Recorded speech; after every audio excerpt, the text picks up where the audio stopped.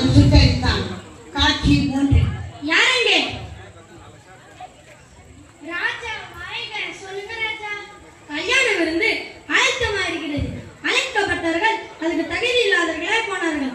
அதனால் நீங்கள் வழிகளில் போய் பார்க்கிற எல்லோரையும் கல்யாணத்திற்கு வரும்படி அழைத்து வாருங்கள். அப்படியே செய்கிறேன் ராஜா.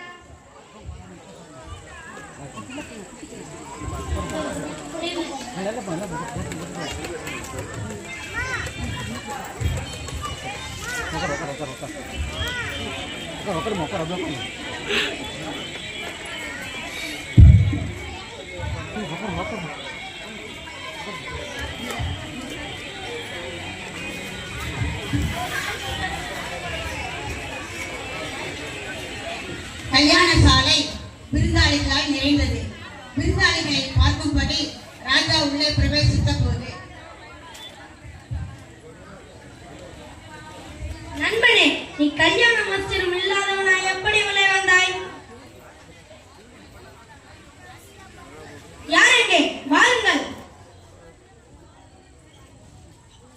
சொல்லுங்க ராஜா. இவனை கையும் காலமாய் கட்டி போய் அழுகையும் பற்களிப்பும் உண்டாயிருக்கிற புறம்பான நீரிலே தள்ளுங்கள். அப்படியே செய்கிற ராஜா.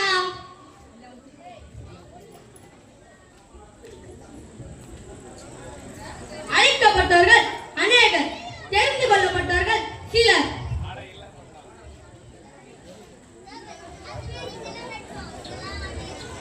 அழைக்கப்பட்டவர்கள் அநேகர், அதாவது யூதர்கள். தெரிந்து கொள்ளப்பட்டவர்கள் சிலர். அழைக்கப்பட்டவர்கள் அநேகர், அதாவது யூதர்கள். இறையரசில் மனமாற்றம் அவசியம்.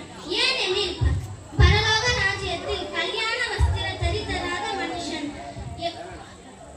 ஸ்நானம் செய்யவில்லை, மன திரும்புதலுக்கு ஏற்ற ஞானஸ்தானம் எடுக்கவில்லை.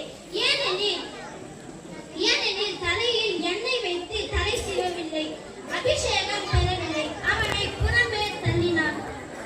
பரலோக ராஜ்யத்தில் செல்ல வேண்டும் என்றால் ஞானஸ்தானம் எடுக்க வேண்டும். ஞானஸ்தானம் எடுப்பதற்கு மனமாற்றம் அவசியம். இறையரசில் மனமாற்றம் அவசியம்.